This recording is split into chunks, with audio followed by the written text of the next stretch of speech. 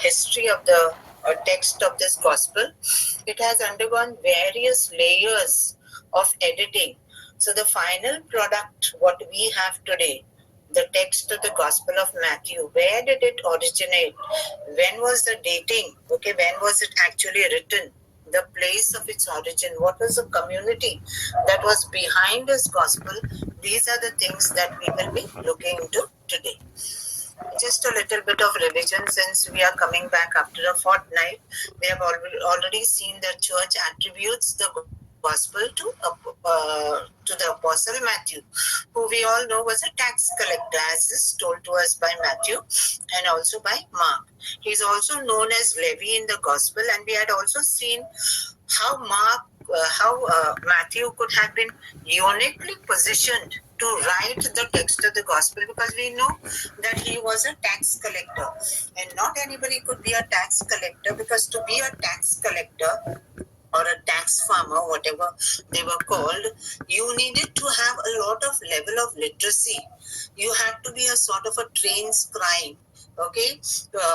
Trained how to write, how to maintain text, how to maintain records. So when we look into the past of the apostle Matthew, more or less we can come to this conclusion very safely that he was very specially oriented amongst everybody else in the group. He was best suited to put down in writing whatever could be remembered, because finally we have to remember that all the gospels, not only the gospel of Matthew but even Mark and the rest of the gospels, memory about Jesus was the crux of the whole thing. It was Jesus died in the year, as is believed by everybody. The consensus is that he died in 30 AD. Some of them say maybe 33, but whatever the case, be it 30 or 33, by the time we come to the late 60s and the early 70s, we see that most of the eyewitnesses, not only the apostles but the other bigger a circle of disciples, because not only the apostles were following Jesus, there was a big huge following. Jesus had a huge following. So there was another second round of core group that was very close to Jesus. Unfortunately, we don't have all the names of the followers of Jesus, but when we try to connect the dots from here and then, especially when we look into the history, the Acts of the Apostles, which is the history of the early church, we get n number of names, and also from the Pauline letters. So a picture emerges where we know that there was a huge group of disciples who actually followed Jesus, and these were all the eyewitnesses, and it was their testimony that counted. So when the eyewitnesses were dying out, the need was felt in the early Christian communities. Here the idea of the church has, it is still very in fact not there at all, we can say. Later on, Matthew is in fact the only gospel where we first come across the term church used in a gospel. Nowhere else we find this expression in any other gospel. So this idea, of church, which actually comes from ecclesia, which means a community, this idea was, in a very embryonic stage. It had to grow, that idea had to grow, and it would take some decades. So earlier, it was the Jewish Christian communities that were meeting and reflecting on the life of Jesus, and all that they remembered. His memory was honored, and his teachings were all gathered, and that's how the product of all this whole process is the Gospels that we have today, which is our Christian heritage and legacy. We have also seen last time in the last first session of the Gospel of Matthew, we had looked at the general analysis of the Gospel of Matthew, and we had compared it with the rest of the synoptics. And we know that it is 50% longer than Mark. Also, we know that Matthew and Luke as well, for them, Mark was a primary source, and so too the other source, what we normally call the Q Gospel, the Saints Gospel. And besides these two sources, there are certain incidents or certain material in the Gospel of Matthew as well as in Luke, which we call unique special material of that evangelist. So we have the primary source of Mark, we have the Q gospel, and we have the special material of Matthew, which is called M, and for Luke is called L.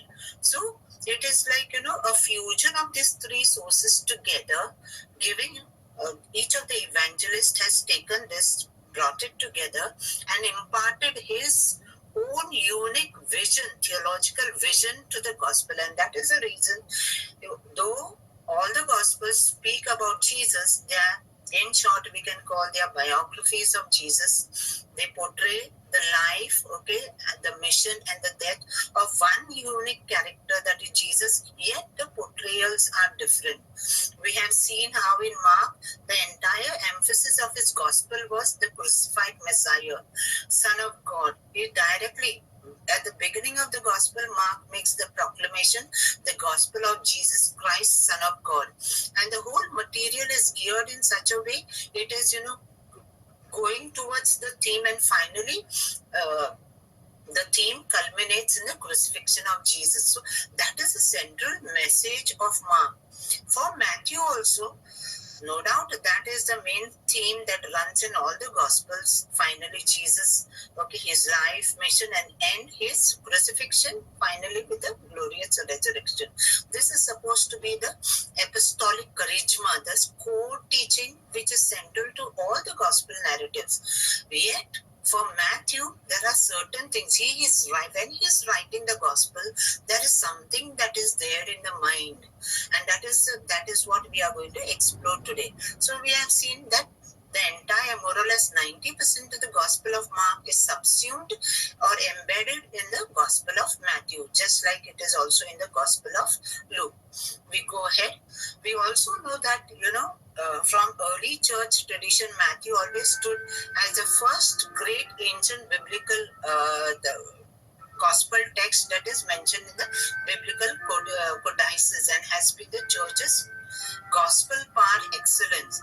And that is the reason it is placed first in the NT canon. We have Matthew, thereafter comes Mark, and then you have Luke and John. So Matthew was always a priority. So it was Matthean priority, which used to be the main thing in the past. It is only with modern research, Markan priority has taken central stage, and this is an established fact that this is the primary gospel from which the rest of the other gospel narratives have flown out, including Matthew, which we are doing now.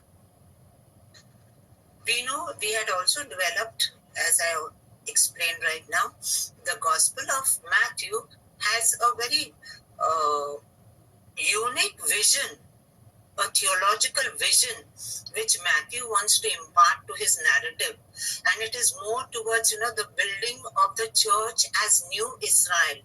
We will be looking that into greater detail later. So with this in mind, when we read the entire text of the Gospel of Matthew, we realize that this is one common thread, that Matthew is trying to portray Jesus in his Jewish heritage. It is like he is in sort of a debate with somebody, trying to prove that Jesus is finally the fulfillment of all the prophecies that were made in the Old Testament. And that is why Matthew takes a lot of pain to, bring Jesus' portrayal very effectively out in the Jewish context. And that is why Matthew's gospel is called the most Jewish of all the gospels. It is in fact John used to be considered to be a very Jewish gospel, but today when we look into this, very minute features of Matthew's gospel, we realize that it is Matthew's gospel which actually addressed a Jewish Christian community. Not that they left out the Gentiles, even they finally come into the whole thing. When we finally see the final text of the gospel, it ends with the commission of the great church to everyone, not only to the Jewish Christians to whom it was primarily addressed. From here we begin today, the dating of the Gospel of Matthew. We have seen the general analysis, more or less, what are the main features and all. Now let us look at when exactly was the Gospel of Matthew written. Now various estimates have placed the date of Matthew's composition anywhere from AD 50 to AD 100. So it's a wide gap of almost 50 years, because nobody can be very certain. This is a lot of guesswork. Of course, not only guesswork, it is backed up with a lot of evidence from which has been drawn out the greater picture. But there are big number of theories. More or less, there is one particular theory that is very, very dominant. Okay, but more or less, this is the wide range of time from AD 50 to AD 100. But before understanding, okay, the dating of Matthew's Gospel, what is most important is, for the starting point, the reference point is always the Gospel of Mark. So, when we are going to finalize what is the date when more or less Matthew wrote his gospel, or when the text of this gospel was circulating in his community, we have to first, as a reference point, take the Gospel of Mark. Okay, if Mark was written first, then Matthew must have a later date, obviously, if we hold on to the theory of Markan priority.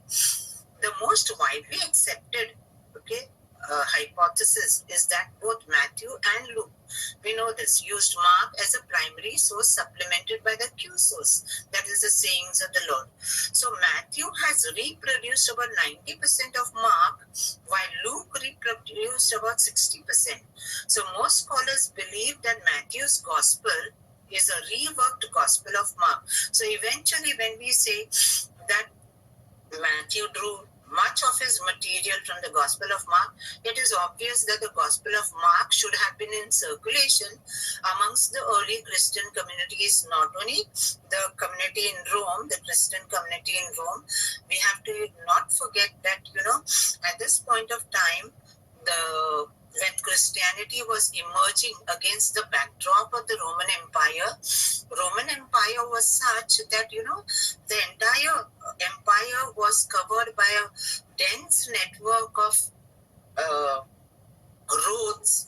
The Romans, especially the Roman army, took a lot of trouble to see that, roads were well established connecting all the provinces. And what was the primary reason for doing it? Why did the Roman emperors, put in such a lot of their resources, their monetary resources, in building this, good network of roads? The primary reason was to move the troops, because Roman Empire was very wide and they needed to have a very tight control over all their provinces. So naturally, because of this good system of road network, that was one of the key reasons Paul was, finally able to become such a great missionary, because he was constantly on the move on these Roman roads that were connecting all the provinces of Asia, also of Europe. So here, Mark's Gospel, if we say that Matthew's Gospel borrowed a lot of material, in fact 90% of Mark is all embedded in Matthew's Gospel, then obviously the Gospel of Mark was in circulation, and not only in circulation, accepted by all the small growing communities of Christians that were spreading all over the empire. So there are two theories about the dates. Okay, remember that dating, the wide dating, any time between 50 AD to 100 AD. According to theory number 1, Mark's Gospel was probably written somewhere between AD 50 and 55, very close range, within 5 years. So consequently, Matthew's Gospel could have reasonably been written anywhere between AD 55 and AD 60. If we hold that Mark's Gospel was already there. In fact, there's one particular scholar who gives a very specific date, more after Nero's suicide, says it is most probably around 69. So whatever the case, in this particular theory, that is not what Martin Hengel is not the one who is a proponent of this theory number 1. But in this theory number 1, they feel that 50 to 55 AD Mark must have written, and within 5 years Matthew must have written. Why? Because of this important fact over here. This date allows time for Matthew to have access to Mark's gospel and suggest that he completed the gospel before the destruction of the temple in AD 70. This is, very strongly held belief of many scholars. Reason, because it would seem strange for the author, whoever the evangelist was, not to mention this event in light of chapter 24. Chapter 24, remember, this is the apocalyptic, chapter of Matthew, where finally, the great, when Jesus comes in the final reckoning, the whole world, we will be separated into sheep and goats. So that is the whole thing, the good that you do and the bad that you do. So what they mean that if Matthew's gospel was written after AD 70, okay, why is the destruction of the temple not mentioned? Just like in Mark also it is not mentioned. So that is a strong pointer for them to, believe that the gospel of Matthew was written before the fall of the temple. So probably between these dates, or could be a little before the fall of the temple, whatever. So these are the proponents who stick to the theory that the Gospel of Matthew, just like Mark, was written prior to the fall of the temple. This dating also allows time for Luke to use Matthew's Gospel, because these are the scholars who also hold on to the theory and the idea that Luke not only did Luke borrow Mark and the Q source and the special material, lot of special material in fact Luke has, which is unique to him. But not only that, they also feel that Luke made use of Matthew's gospel. See, these are all these textual experts. They do a very deep exegesis of the text of the gospel, especially in Greek, and that's how they come to these type of conclusions. So they are very convinced that Luke also used the gospel of Mark. So for them, in fact, all the three synoptics were in place much before the fall of the temple. So this is theory number one. Prior to the fall of the temple, likely between 55 and 60 AD. Theory number two, which is very, very popular, and this most of the biblical scholarship holds on to this theory. Why? Because there are several reasons. Modern scholarship dates this, okay, for modern scholarship dates Mark definitely before the fall of the Jerusalem temple regarding the Gospel of Mark. Martin Hengel, as I pointed out, specifically suggests that the year 69 AD was the year when the text of the Gospel of Mark was finalized and it was already in circulation among the Christians of Rome.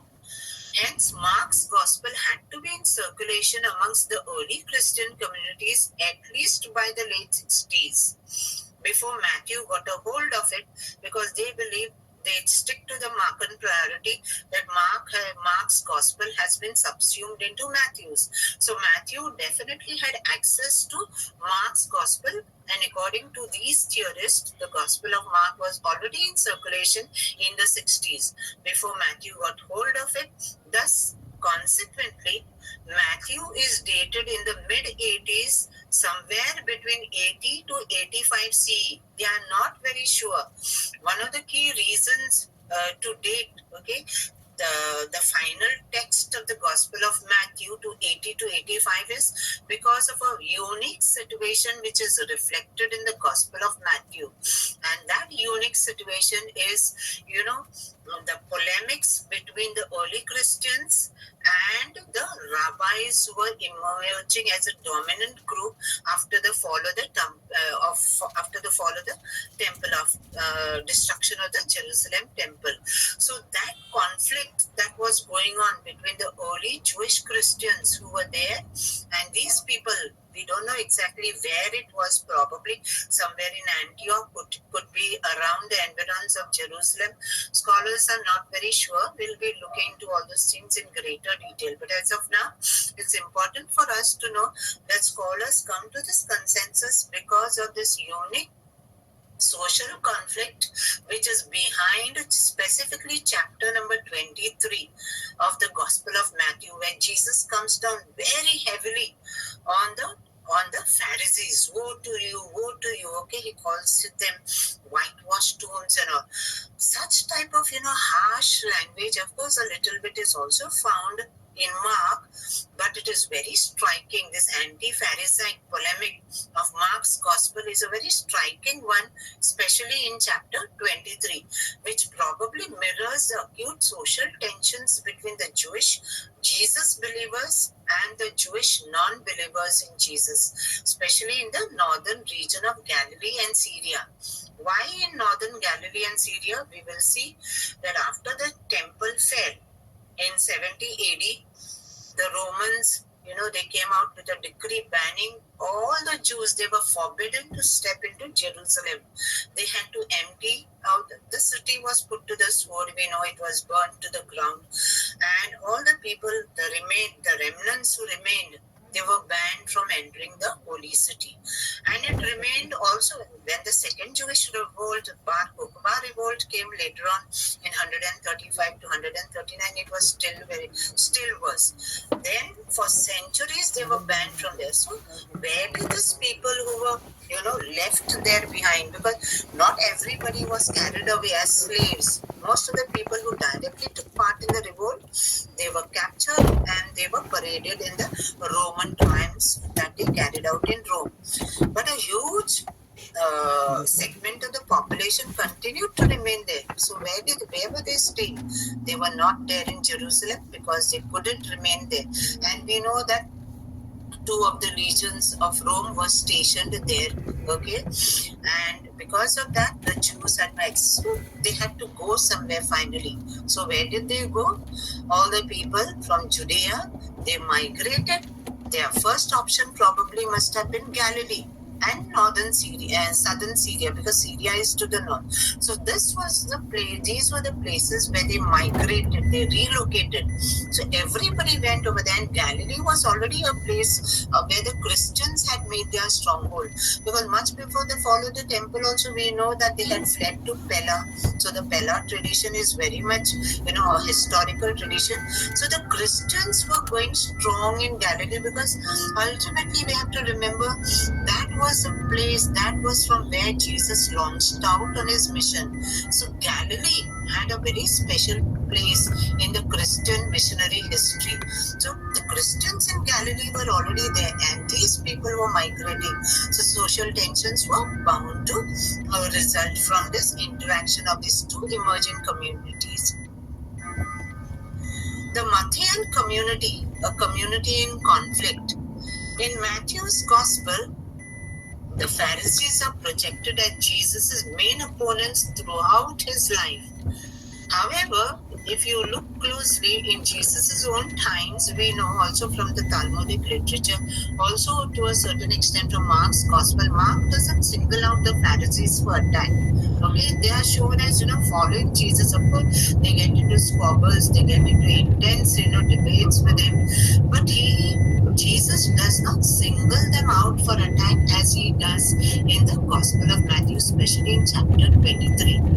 In Jesus' time, they were not a very prominent group. So something very strange. So why is, Jesus in the Gospel of Matthew, why is he targeting the Pharisees so much? The reason is because of the existing social tensions at that point of time when the Gospel was put to writing. And what was the time? Around after 70s, early 80s to up to 90. So probably between 80 to 85, they say that it was already there in place, the Gospel of Matthew. So why does Matthew tell the story this way, like projecting a group which was not so very prominent? We know during Jesus' time, Judaism was manifest in different ways. Pharisees were not the dominant group. They were a group which was most followed by the common people. But apart from them, we had the Sadducees, from whom the Jerusalem high priesthood and the chief priest all came from there. So you had the Sadducees, you had the Pharisees, we also have looked at the Essenes, we had the Zealots. So there were very different ways of being a Jew. The Pharisees were not that a great dominant group. Of course, Jesus also talks about scribes. Now, scribes were people who were trained in writing. They were highly literate people. And who were the scribes, they sometimes came from the group of Pharisees, sometimes also from the group of the Sadducees. So a scribe could be anybody. He could be a Pharisee, he could be a Sadducee also. Not an Essene, because Essenes, we know, they were confined to the Qumran community most of the time. It's precisely because that was what was going on in the life of Matthew's community. That is the social tensions that were going on, which are reflected in the polemics of chapter 23. That is the reason, okay, Matthew's gospel looks to be a product of a community that is caught up in conflict with the people around them. The Pharisees are becoming the opponents, and we can see two Jewish groups are emerging. This is after the 70 AD scenario, after the fall of the temple. We have dwelled in great depth when doing the Gospel of Mark after the fall of the temple. It was such a great, wound, a psychological wound for the Jewish community which would not heal. It was, they had to rethink what it meant to be a Jew, because the temple was no longer there. Prior to that, during the time of Jesus, all worship and all was centered only in the Jerusalem temple. So everything, the cult was very strong. So Jerusalem and the temple cult was supposed to be the focal point that drew the Jewish people around them. Synagogues did exist everywhere, because they were a fallout, after the exile was over, when the people came, when they were taken into exile. That was the time probably the synagogues came into existence. And during the time of Jesus also, synagogues were very strong. And we know that finally it is because of the institution of the synagogue, Judaism survived. Had synagogues not been there in and around, the whole of Palestine, probably it would have been very difficult for people to collect themselves again and re-establish and reshape the identity as Jewish people. So we know here, post the fall of the temple, these are two emerging groups from which finally we have two great religions that stand today. Normative Judaism, that as we see today, which was a culmination of Rabbinic Judaism that took off after 70 AD, and we have Christianity, which came of its own finally as not only a sect. Initially it was viewed only as a sect, because even the Jewish Christians never thought of themselves as Christians. That was not something that was their self-identity. They felt they were Jews. Even after the death of Jesus, they continued to participate in the temple cult. They continued to be participating in the worship communities in the synagogues. So fundamentally, they did not think themselves as somebody different. What made them distinct is their belief in Jesus, which the other Jewish people were not willing to accept. The Gospel of Matthew is concerned with the position of these early Jewish Christian communities within Israel, or in its relationship to emerging Rabbinic Judaism. And we know that from the ashes of the burnt down temple of Jerusalem, these are the two dominant communities that emerge, each trying to make sense and interpret the tragedy of the fall of the temple in their own way. So the term Christian was not as yet at this point of time a self-identification for these early Jewish Christian communities. They don't have a consciousness that they are something different than their fellow Jews around them. How they proclaim their core beliefs around Jesus as the Son of God and promised Messiah shapes their relationships with their fellow Jews, because for them, what distinguished them from the rest of the Jews who were around them, it was their fundamental belief in Jesus, as Son of God and as a promised Messiah. And this was something the rest of the Jewish community was not willing to accept. And that was the entire fervor and the missionary endeavor of our early Jewish Christians. They would go in the synagogues and proclaim the resurrected Christ. Why? Because they, just like Paul would do in the same tradition as Paul, they would go in the synagogues, they would go in the open communities and proclaim Jesus fearlessly as the promised Son of God and the promised Messiah. So this was a singular core belief that made them a very distinct group, and slowly the rift starts getting wider and wider between the Jews around them and they. The social context behind the Gospel of Matthew. The evangelist who composed the Gospel of Matthew was probably a Jewish Christian. We cannot be very sure it was the Apostle Matthew. Probably many scholars are of the opinion he might have been the authority behind the textual tradition of the Gospel, which sometimes they like to call it Proto-Matthew. Proto means the first text of the Gospel, whatever like the community could remember, the eyewitness testimony, those who walked with Jesus, those who heard him, saw him, all those things were gathered into the narrative of that Gospel. The historical evidence suggests that he wrote between 80 and 90 CE and addressed his work to a community in conflict. And who was particularly this community? Jewish Christians who were being pushed out of the synagogues in their newly relocated larger communities in northern Galilee and Syria. This is the entire thing. It is from here the whole thing radiates. These communities were led, the ones who were persecuting. We cannot really use the word persecuting as such because things are not coming that much to a head. Earlier on, we can say that when Herod Agrippa and all was there, within the first decade of Jesus' time, there was a sort of a persecution that was unleashed on the Jewish followers of Jesus. And we know that how they were being hunted. We know how finally Stephen is put to death, he's stoned to death. So that was part of the early persecution, which seemed to be at that point of time quite strong. But later on, when we come, 2-3 decades later, that type of persecution we don't see, but a sort of an animal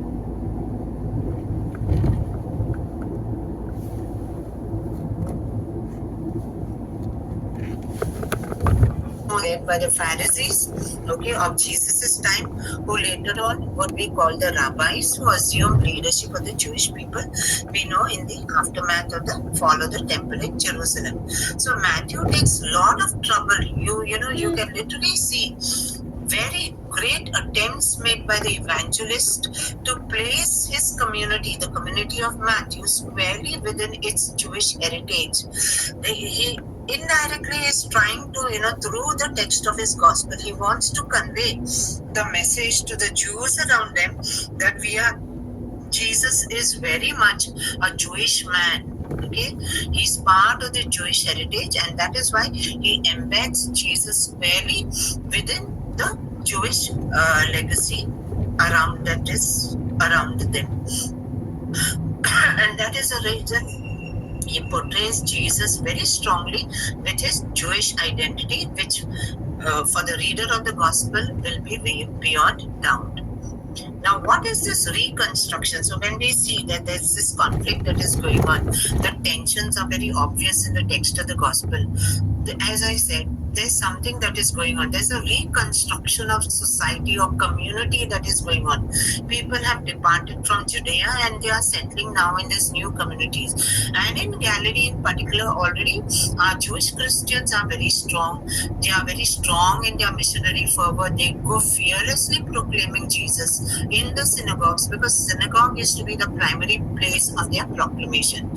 So here, when this population shift occurs after the aftermath of the temple, it was a very huge, massive population shift. It was literally like the whole city of Jerusalem and its surrounding environs were all emptied out. So the people went to the north. So most of the Jewish people, because they were forbidden to go in and around Jerusalem, they migrated to the Galilee region to the north and also to Syria, southern Syria. So both these places were to the north because Jerusalem is right down. I put out a map also for you so that you can refer to that and just have a look for yourself. In the course of being organized anew, new political realities of village life emerged, especially in the absence of the temple and its cult. We have to keep one very important fact in our mind that for the Jews, for them, the Roman Empire, though Judea, the whole of Judea was a Roman, sort of a Roman colony, and there was a client king who was administering the kingdom on the behalf of the emperor. The Jews were allowed to keep their own traditions, to keep their own laws. So what were their laws? Okay, like today we have the Indian Penal Code, we have the Constitution of India, on the basis of which we have the laws that regulate the country. So what was the Constitution at that point of time? Did they have a sort of a secular constitution on which the laws were based? No. Everything was based on the Torah, like how we have many of our Islamic countries. For them, the Sharia law is what is final. So Sharia law is based on the Quran. Those are religious laws on the basis of which civic laws have been, drawn out from them. So the basis is the scriptural text. So here too for the Jews, prior to the fall of the temple, their entire life was regulated by the Torah, the Pentateuch, all the Pentateuchal laws, okay, what they normally call the Torah, applied to them. So cultic regulations, how to come in the temple, how to be a Jew, everything was Torah based. But now, and everything, the Torah, it showed, like for them, everything was geared towards the keeping up of the cult in the Temple of Jerusalem. But now, when the high priesthood has collapsed, it is gone, there's nothing left. There's no leadership at all, there's vacuum. They don't know what is the law code that is applicable to them. So they just did not know how they were supposed to be, holding on to their religion, to their culture, what it meant to be a Jew, who for them was like a complete void. And this void is now getting filled by the Pharisees, who now come to be known as the rabbis. So the Pharisaic movement during the time of Jesus is now coalescing into the rabbinic tradition. And these are the people who are in close conflict with the emerging Jewish Christian community, for whom they feel that, they are a new Israel and we now require a new interpretation of the Torah. Even they bring about new interpretation of the Torah, the rabbis, okay, of Yavne, because that was a place in Jamnia. At that academy, they all, came out with all their writings and all went on for almost 3 centuries. So this whole thing, the early Pharisaic traditions of Jesus' time would soon coalesce into the rabbinic tradition. And these rabbis, as the new leaders and interpreters of the Torah, would set the stage for the development of normative Judaism down to modern times. Today, when you look at, how the Jews behave, how they are, what is the religion they follow, it is the normative Judaism, which finally, over all these centuries, it culminated in the Judaism we see today, which is very inward looking, very insular. They are not like, when you look into the practices of Judaism today and you compare even to the Judaism that was practiced during Jesus' time, it will be totally unrecognizable, because they were not, so inward looking. They were a very open community. They would accept, people who would convert to Judaism. But today, when you look into the practices that are held in normative Judaism, you will not find all those liberal ideas so much, because they are more inward looking and insular in their communities. These are the maps that I've put out over here. We have to remember that from here, when the temple fell, it was along the coast. Jamnia is somewhere over here, close by. It was from here they came out with all the Talmudic literature, which went on for almost 3 to 4 centuries with the coming of the Mishnah and the Talmud all together. But from here, the communities all went here to Galilee here. So they mostly were concentrated here, up also up above. in Syria. This is Syria. So also here. So all this tension when people went over there, they had to re-establish themselves. So they were actually trying to redefine their own unique identities. The Jewish Christians on one side, the Jews on the other. This is also another map I put out. You can see over here. Down south, they went over here, right up there. For Matthew, it's very important to portray Jesus as a man from Israel. And for this reason, all the four Gospels, they have a unique symbol assigned to them. Like for John, it is an eagle. It is based on Ezekiel's vision. We have done this in this earlier series, so I will not be dwelling much on that. But for Matthew, the symbol that is assigned to the Gospel of Matthew is man. Okay, man is a symbol. Why? Because Matthew begins his gospel. We say that Matthew is trying to portray Jesus as a man from Israel, totally embedded in the Jewish traditions of his time. And that is the reason he begins his gospel with the genealogy of Jesus. You don't find his birth narratives, his birth stories, of Jesus in the other gospels except that of Luke. So the beginning of Matthew begins with the genealogy of Jesus. Genealogy is the lineage. From where did he come? Whose son was he? Okay, he wanted to show that Jesus is truly a man from Israel, and not only a man from Israel, he is not only the son of David. Matthew is trying to portray Jesus not only as the son of David, but the son of Abraham, because Abraham is the father of the Jewish faith, the son of God's promise. And that is the reason Matthew takes his genealogy right down to Abraham, saying that Jesus is a descendant not only of David, but a descendant of Abraham, the father of the nations. Matthew portrays Jesus, and for this reason only, Jesus' teaching is rooted in the traditions of Israel's teaching of the Torah. Matthew grounds his entire work in the traditions of Judaism.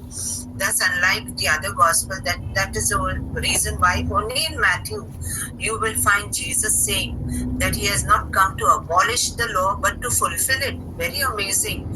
And even in Mark somewhere it comes, but not exactly this way. Jesus doesn't say the statement. What Matthew puts in his gospel narrative is very unique to him, because for a reason, because that is the theological vision.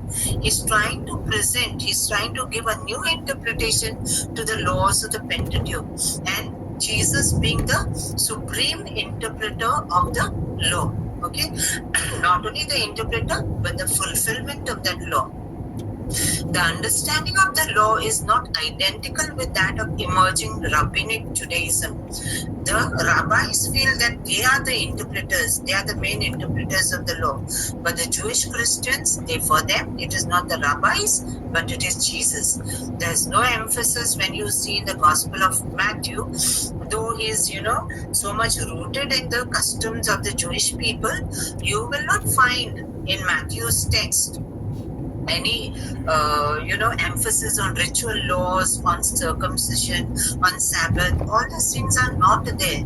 You will not find Jesus upholding all these things. What is being said is a new interpretation for the entire Pentateuch, and that's how we will have the Sermon on the Mount, which is one of the key sermons. That is the way Matthew gives the interpretation, new interpretation to the Torah, the way fitting into the context of Jesus' death and glorious resurrection. Matthew is giving a new interpretation to the law.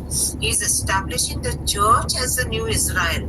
So he's trying to, through the text of his gospel, he's trying to convey that powerful message to the people around, that not only you claim that you are the Israel, but we are the true Israel. The church as the new Israel, that is what Matthew is, primarily focused on presenting. Matthew, and that is the reason Matthew presents Jesus as the new Moses. In fact, a teacher greater than Moses. So this is, if there is one important key element that you can pull out from the text of Matthew's gospel, it is this, that Matthew is portraying Jesus as a teacher, as new Moses, but in fact a teacher greater than Moses. just as Moses gave, okay, the law to the Jewish people, he received it from God on Mount Sinai. You find the same parallel echoed in the life and mission of Jesus as it is painted in the narrative of Matthew's Gospel. Because for him, he wants to bring about the centrality of Jesus as the new supreme teacher and the great interpreter and the fulfillment of the Torah to the attention of the people around him. The way Matthew then tells the story of Jesus draws on a lot of symbols from Jewish tradition that really convey a picture of Jesus. Matthew grounds his entire work in the traditions of Judaism. Like, for example, we will see Sermon on the Mount. We have the same material also in the Gospel of Luke. But Luke does not tell us that, Jesus preached that Sermon on the Mount. On the contrary, when we connect the dots, we realize that Jesus is, preaching on a plain, not a mountain. But Matthew wants to project Jesus seated on the mountain. Why? Because he should echo that assonance to Moses is something that he is, primarily trying to, captivate the attention of his readers, hearers, whatever we'd like to say. So Jesus, we find, goes up onto a mountain to teach, and that's how we have the great Sermon on the Mount, which is one of the key teachings of the 5 sermons, okay, we find in the Gospel of Matthew. And there talks about the law. Here he echoes Moses, the lawgiver at Mount Sinai. And not only this one most important parallel, but many others, as I already pointed out about the birth narrative, especially the killing of the babies in the birth narrative, which is very unique only to Matthew's Gospel. You will not find Herod, giving the order to slay all the babies below all the infants, okay, below the age of 2. This is very peculiar to Matthew. So what is the historical reality behind it? We do not know. But traditionally, these are elements that echo, okay, fulfillment motives that are picked up from the Old Testament. And that is the reason Matthew is giving this special Moses traditions are all, gathered into the Gospel of Matthew. Like, for example, I said the killing of the babies, also the Sermon on the Mount. Even in the way that Jesus dies, okay, it echoes the death of some of the prophets, like how Jeremiah also was killed. So in the prophetic tradition in the Old Testament, you will see Moses is also considered to be one of the greatest prophets among the prophets of Judea, of Jewish tradition. So too in the same tradition, Jesus also is put to death, like how the prophets finally had to lay down their life. We know that even Isaiah is supposed to have died. He was sawed into half, by the evil king Manasseh. It's not given in the Bible, but it is very much part of the Jewish tradition. So the prophets also, they were either stoned, they were killed. So in that same prophetic tradition, Jesus is also presented as a prophet, okay, who is finally put to death for the stand he takes. So in Matthew's Gospel, Jesus delivers 5 major speeches which parallel the 5 great books of Moses. The Torah is called the Pentateuch. Penta is 5 books of Moses. So when you go into the textual analysis of Matthew's Gospel, how it is uniquely the material laid out, one of the most striking facts is, this parallel, the way he's arranged his material, and it's done by design. It is not by accident that Matthew's Gospel narrative just happens the way it is laid out. It is a very deliberate enterprise of the evangelist, where he's organized the teachings of Jesus into 5 major speeches which parallel the 5 great books of Moses, the Pentateuch or the Torah. Now, why does Matthew tell, I told you, though the Pharisees were not a very dominant group at the time of Jesus, yet in Matthew's Gospel, they are targeted for attack for a reason. Why? Because Matthew's community was Torah observant, but they saw Jesus and not the Pharisees as the rightful interpreter of the of the law of Moses. Okay, so when these two communities were emerging side by side, Matthew's community, just like the Pharisaic communities also that were growing, they were also very much Torah observant. They were very orthodox in their beliefs and in their practices. But the fundamental fact that distinguished them was, for them, it was not the Pharisees who were the rightful interpreters of the law, but it was Jesus. So this conviction definitely undermined the legitimacy and authority of the Pharisees, because they were an emerging group.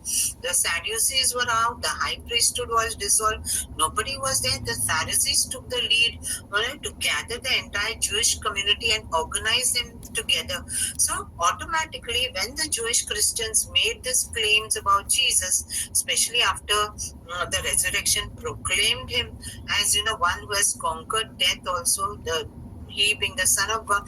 These were very radical beliefs which were very difficult for the people to digest. So naturally, when they were the proclaimers, of this gospel of Jesus, they were in direct, confrontation and conflict with the Pharisees, who were trying to, take the community in a different way.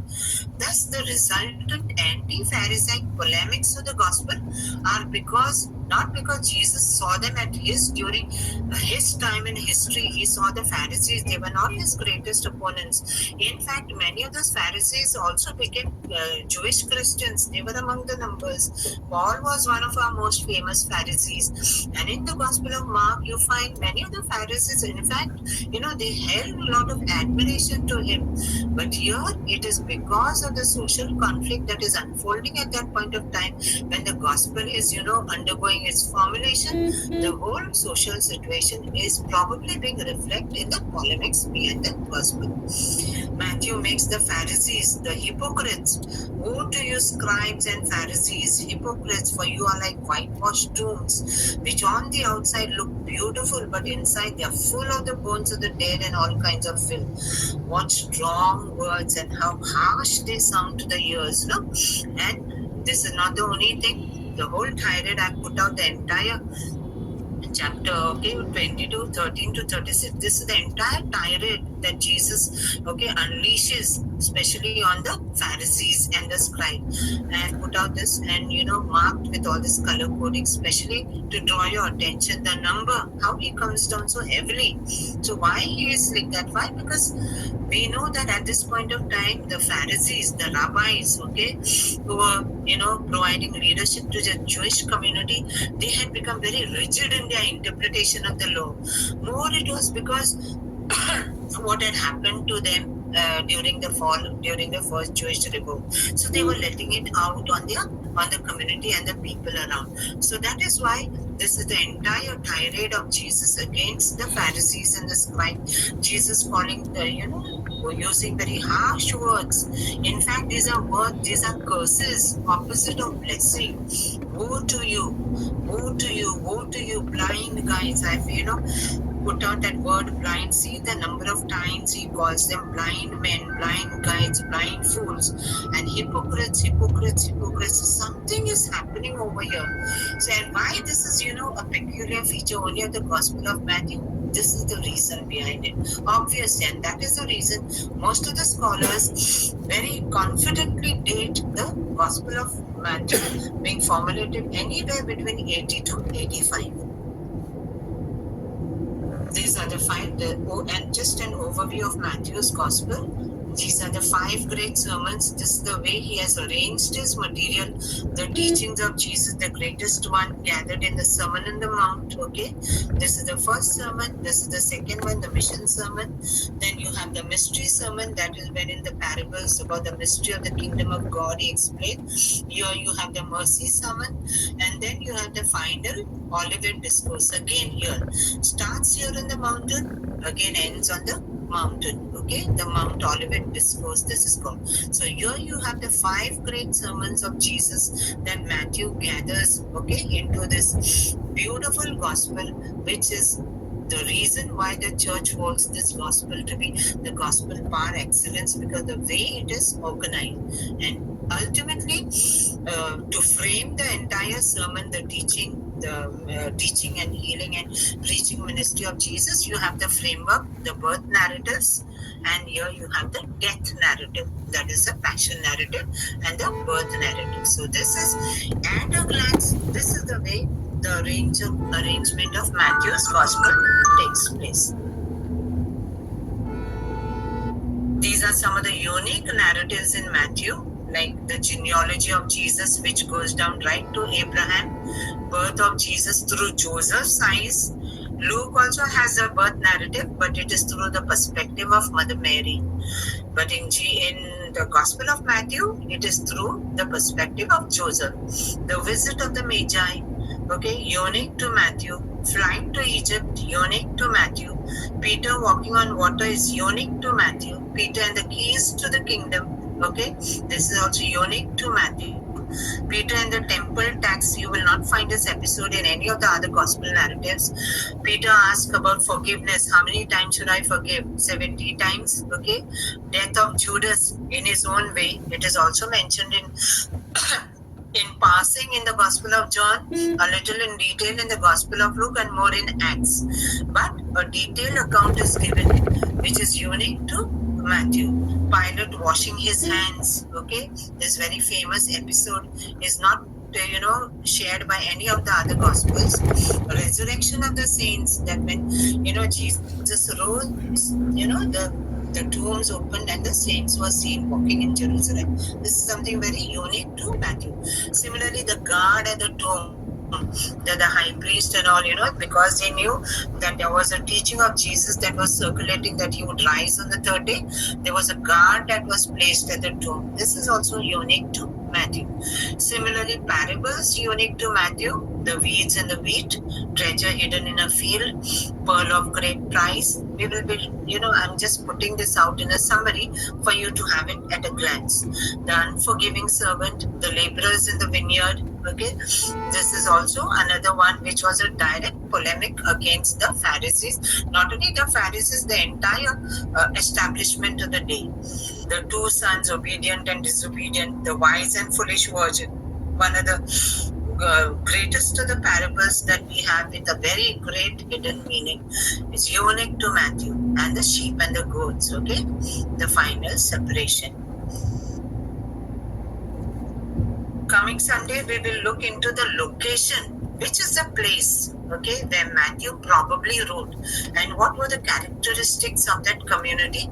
We will be looking that in detail. Any questions? We come to the end of our session.